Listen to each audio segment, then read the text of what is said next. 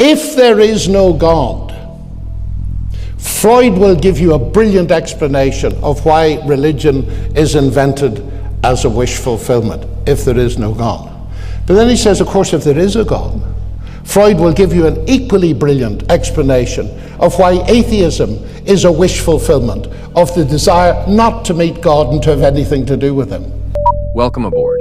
This Russian man asks John Lennox a powerful question. Why do atheists often misrepresent the Christian concept of God? Put your thinking caps on as John Lennox brilliantly breaks down the new atheist idea of faith in God and exposes how they've deceived many into thinking that faith means believing without evidence. Many scientists and many atheists in particular have the ideas of God which are totally at odds with patristic literature, with the conception of God Christians usually have, and generally what we think God is or who is he.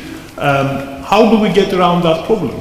They seem to be attacking something which we don't actually believe in, and they think they are succeeding, but that's a bit irrelevant, isn't it? How do we get around that problem? Thank you.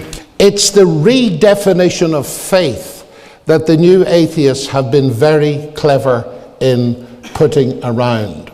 In Oxford, I have a constant discussion with my colleagues. And what has happened is this: faith has been redefined in two directions.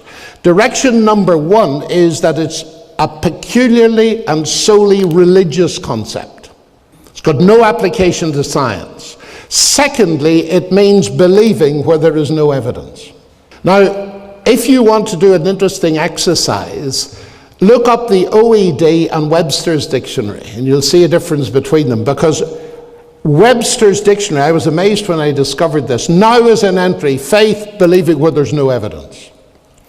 And yet, of course, in English and in the cognate languages, faith comes from fides, trust, reliability, and we all know that faith is connected with evidence. If you don't believe that, think of the banking crisis. When we fought, we had a basis for faith in certain bankers, and we discovered we couldn't, and the whole market froze until confidence is built up. Everybody in Britain, at least, and in America and Europe, understands what evidence-based faith is. Now, this is extremely important that we emphasize this, because the atheists think that their belief system is not a faith. I mean, Peter Singer, in my recent debate with him, I can hardly believe that this exchange took place. He said, of course, my big objection to religion is that people remain in the religion that they were brought up with.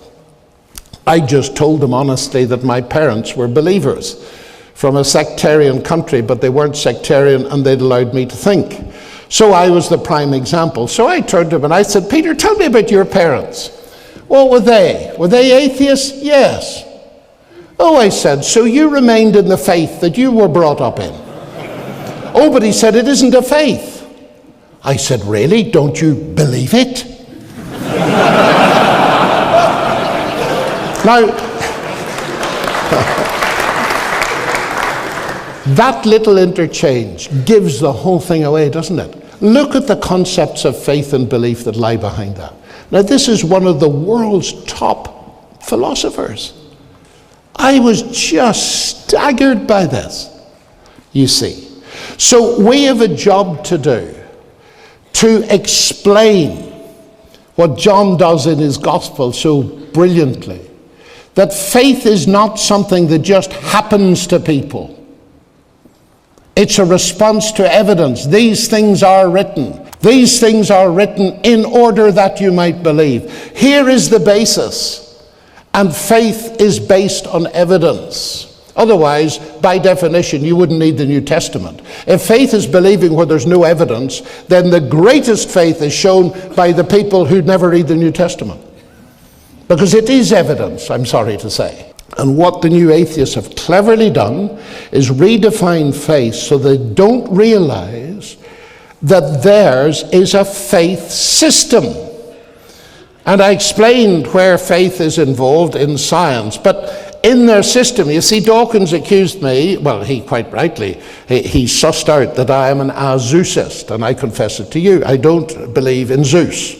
I am an atheist with regard to Zeus, Wotan, and a whole lot of other gods. So he said, I'm just an atheist and there's no big deal. So I said, Richard, half a minute. I notice you haven't written a 400-page book on Zeusism. But you have written a 400-page book on atheism. Why is that? Because although atheism includes a negative, it involves a whole positive philosophy, which we might call naturalism or materialism. And you believe it. It is a belief system. It is very difficult to get this across, I find, even in my own university. John Lennox notes that atheism functions as a belief system because it affirms the non-existence of any deity. It often carries with it particular perspectives on morality, meaning, origins, and purpose that are formed apart from God. Many atheists embrace naturalism or materialism, the conviction that only the physical world exists and that everything can be explained through science. Consequently, atheism can influence a person's ethics, politics, and culture, shaping a comprehensive worldview. In this sense, atheism is not merely a lack of belief, but a definite belief about reality, namely, that there is no transcendent being. Thanks for watching. God bless you.